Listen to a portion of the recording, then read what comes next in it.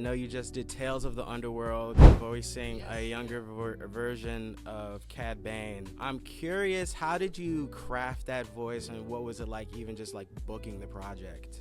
So it's funny. So Lindsay Halpert, who's the casting person over at Lucasfilm, just was like, "Do you want to do this?" And I was like, "What is this?" And she was like, "It's a young Cad Bane." And I was like, "Yeah, okay."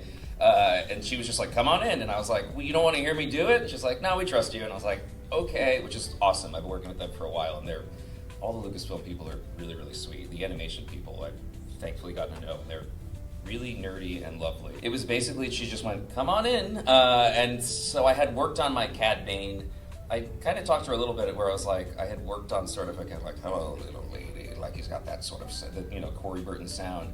And I was like, let's start there and sort of build our way down to younger. And they just kept going younger, younger, younger, younger, until eventually I was like, "Hey, yeah, well, I got, like I tried to retain some of that. There's a nasal quality or like a cowboy-esque quality to that voice, but he's so much younger that it doesn't retain too much of that sound. So we just kept going younger and younger and younger. And Dave Filoni was there directing, and we basically just found it on the day, because he's so far removed from the character that he becomes that I was able to almost do sort of a Marty McFly, which was fun. And there's just a little bit of a twang that he's got. It's just a touch of it, but they didn't want too much because they didn't want to give it away right away.